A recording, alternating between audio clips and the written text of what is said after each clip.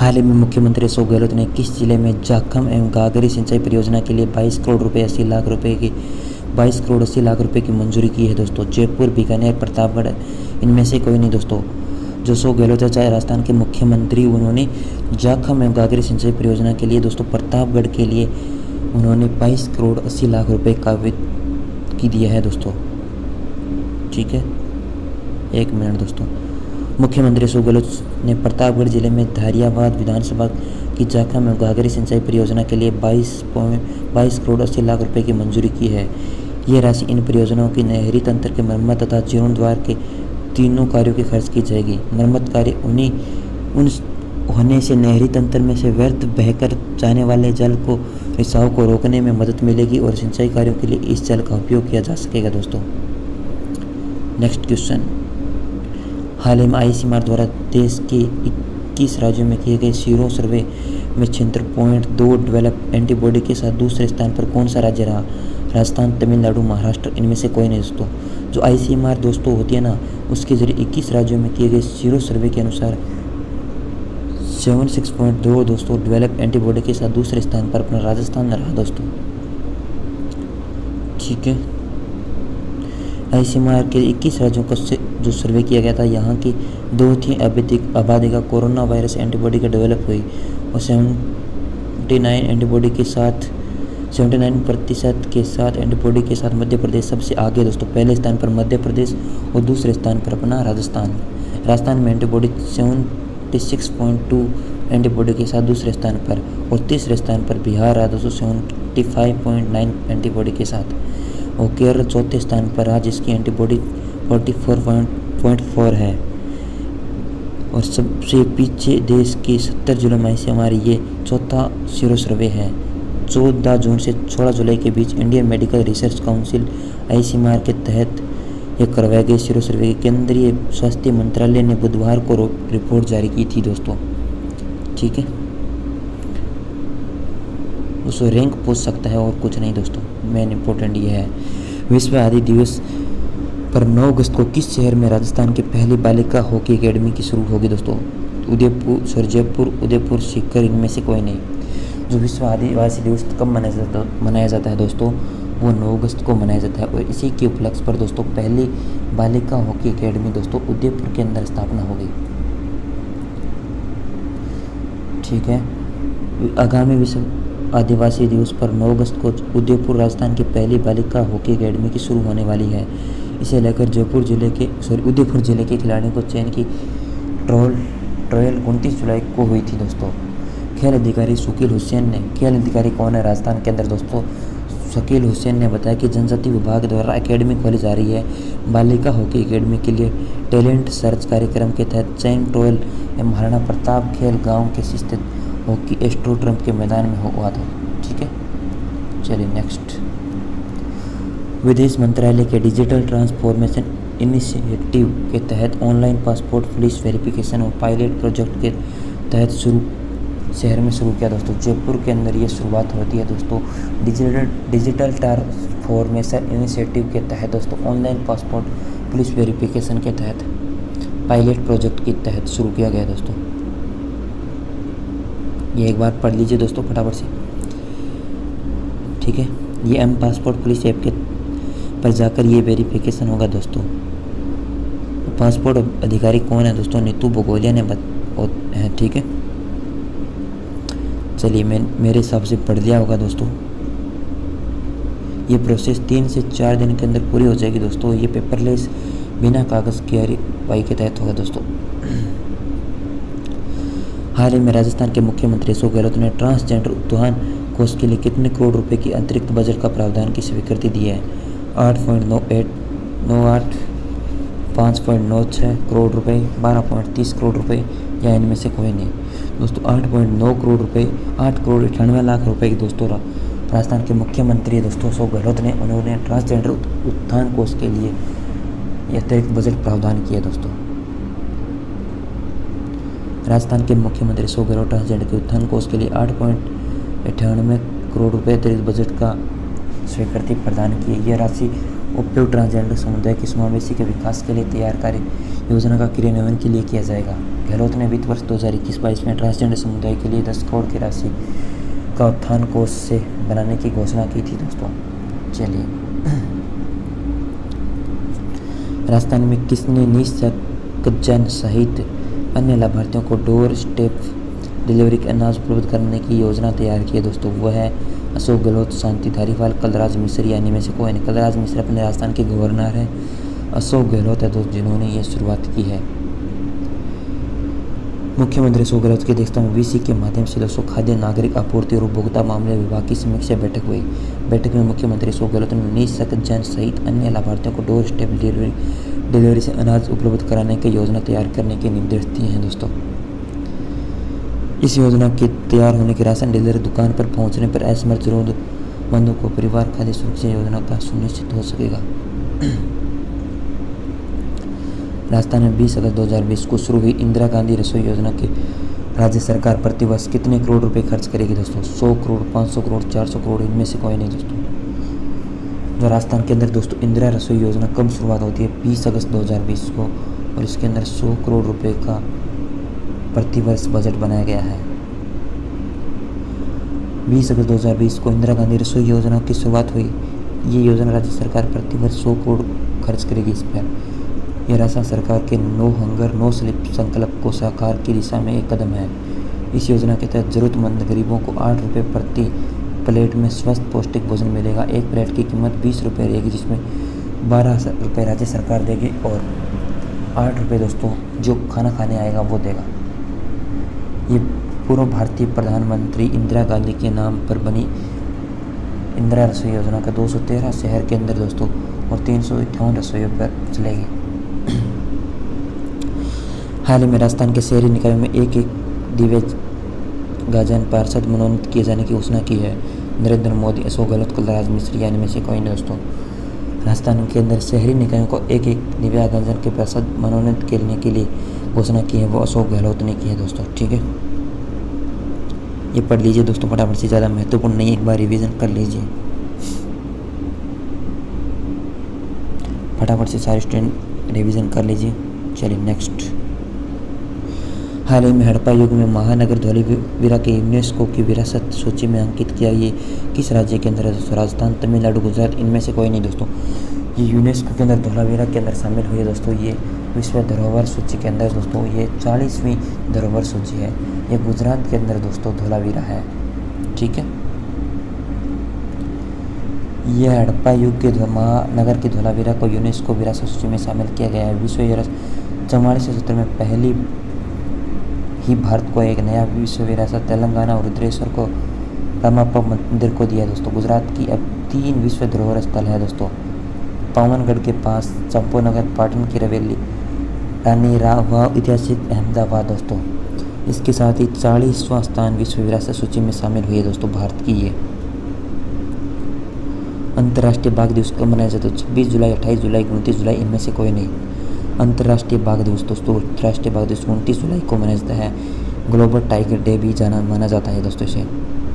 ठीक है, यह हर वर्ष बाघ संरक्षण प्रति जागरूकता बढ़ाने के लिए मनाया जाता है। अंतर्राष्ट्रीय बाघ दिवस की शुरुआत 2010 के अंदर सेंट पीटर्सबर्ग के टाइगर समिट में की गई दोस्तों। अंतर्राष्ट्रीय टाइगर पर जो थीम का मुख्य विषय तय किया गया, जिसकी उत्तरजीविता हमारे हाथों में दोस्तों, ये इसकी थीम है। World wide fund for nature की माने तो जंगली बाघों की संख्याओं को, जो जंगली बाघों की संख्या है दोस्तों यहाँ पे गलत है। जंगली बाघों की संख्या पिछले 150 सालों में 95% घट चुकी है दोस्तों। भारत का राष्ट्रीय पशु है दोस्तों। पूरे विश्व में 3900 टाइगर है दोस्तों, जिनमें 2967 टाइगर बचे हैं दोस्तों। ठीक है, पूरा समझ में आ गया होगा। चलिए, हाल ही में राजस्थान में राजस्व मंडल अजमेर के अध्यक्ष किसे बनाया गया है दोस्तों? सुधांशु पंत, DR वेंकटेश्वरन, राजेश वर्षी, इनमें से कोई नहीं दोस्तों। किसे बनाया गया है हाल ही में राजस्थान के राजस्व अध्यक्ष? वो बनाया गया है राजेश वर्षी को बनाया गया है दोस्तों। हाल ही में राजस्थान के राजस्व मंडल के अजमेर के अध्यक्ष बनाया गया है दोस्तों। ठीक है, देखिए दोस्तों राजस्थान बोर्ड के बारे में कुछ। राजस्थान बोर्ड के राज्य पंत परिवहन निगम के अध्यक्ष दोस्तों प्रबंध राजेश वर्षी को राजस्व मंडल अजमेर का अध्यक्ष बनाया गया है दोस्तों। राजस्व मंडल के अध्यक्ष पद पर कार्य कर रहे हैं और डॉक्टर R वेंकटेश्वरन ने के स्थान पर नियुक्ति की गई है दोस्तों। अजमेर में राजस्थान राष्ट्रमंडल का मुख्यालय जयपुर के अंदर है दोस्तों, ये भी याद कर लेना दोस्तों। और राजस्थान राष्ट्रमंडल का गठन दोस्तों 1 नवंबर 1949 को हुआ। इसका मुख्यालय जयपुर में रखा गया। इसके प्रथम अध्यक्ष श्री भरतचंद्र शर्मा थे। राजस्थान के राष्ट्रमंडल के अध्यक्ष का गठन तो सब 1 नवंबर 1949 को होता है और इसके सबसे पहले अध्यक्ष थे वो थे श्री भरतचंद्र शर्मा थे। ठीक है, चलिए नेक्स्ट क्वेश्चन। हाल ही में राजस्थान सरकार द्वारा राज्य के प्रत्येक श्रेणी को कामगारों के लिए न्यूनतम मजदूरी में कितने रुपए प्रतिदिन की बढ़ोतरी की घोषणा की गई है? 12 रुपये, 27 रुपये, 32 रुपये, इनमें से कोई नहीं दोस्तों। राजस्थान सरकार ने कामगार प्रत्येक श्रेणी के कामगारों के लिए न्यूनतम कितनी जो मजदूरी है उसे बढ़ोतरी की घोषणा की गई है, वो 27 रुपये बढ़ाया गया है दोस्तों। ऑप्शन नंबर बी करेक्ट हो जाएगा। ठीक है, चलिए नेक्स्ट हो जाएगा। मुख्यमंत्री अशोक गहलोत है दोस्तों। यहाँ पर मुख्यमंत्री के प्रत्येक वर्ग के लिए न्यूनतम मजदूरी दर 27 रुपये प्रतिदिन की बढ़ोतरी का प्रस्ताव मंजूरी दी है और 1 जुलाई 2020 पिछली तारीख से प्रभावी होगी दोस्तों ये। ठीक है, और श्रम विभाग द्वारा इस संबंध में जारी अधिसूचना के अनुसार अकुशल श्रमिकों को 225 के स्थान पर 252 रुपये और अर्ध जो कुशल है श्रमिकों के लिए 237 रुपये के 264 रुपये। ऐसा भी पूछा जा सकता है दोस्तों कितना रुपया और किस प्रकार के लोगों को कितना रुपया दिया जाएगा प्रतिदिन के हिसाब से दोस्तों, ये भी आ सकता है दोस्तों। नोट कर लेना सारे विद्यार्थी। कुशल श्रमिकों को 249 रुपये के स्थान पर 276 रुपये, उच्च कुशल को 299 के स्थान पर 326 रुपये की मजदूरी प्राप्त होगी। इसके अनुसार 1 जुलाई 2020 को प्रस्तावित न्यूनतम मजदूरी की दरों में 1 जनवरी 2019 से 30 जून 2020 तक की अवधि को उपभोक्ता मूल्य सूचकांक में कोई वृद्धि के आधार पर तय किया गया है दोस्तों। न्यूनतम मजदूरी की दरों में पिछले वृद्धि 1 मई 2019 को की गई थी। ठीक है, चलिए नेक्स्ट क्वेश्चन। राजस्थान दीक्षा पोर्टल पर माध्यमिक शिक्षा का ऑनलाइन निष्ठा प्रशिक्षण कब से शुरुआत होगा दोस्तों? जो राजस्थान में दीक्षा पोर्टल का माध्यमिक शिक्षकों का ऑनलाइन निष्ठा प्रशिक्षण दोस्तों 1 अक्टूबर 2021, 1 अगस्त 2021, 15 अगस्त 2021, इनमें से कोई नहीं दोस्तों। राजस्थान में जो दीक्षा पोर्टल का पर माध्यमिक शिक्षा का ऑनलाइन दोस्तों निष्ठा कार्यक्रम है वो 2021 1 अगस्त 2021 को शुरू होगा। ठीक है, चलिए नेक्स्ट। दीक्षा पोर्टल पर माध्यमिक शिक्षकों का ऑनलाइन निष्ठा प्रशिक्षण कार्यक्रम 1 अगस्त से शुरू होगा। शिक्षकों हेतु तैयार किए गए 13 प्रशिक्षण मॉडल हैं दोस्तों। और प्रशिक्षण का उद्देश्य शिक्षकों की क्षमता का संवर्धन, कक्षा में विद्यार्थियों हेतु उपयुक्त, सुरक्षित और प्रेरणास्पद वातावरण का निर्माण करना है दोस्तों। ठीक है, चलिए नेक्स्ट। राजस्थान में उचित मूल्य की दुकान में से राशन लेने के लिए राशन कार्ड की जगह जन आधार कार्ड का उपयोग करने हेतु किसी जिले के पायलट प्रोजेक्ट की शुरुआत की है दोस्तों? किस जिले से पायलट प्रोजेक्ट?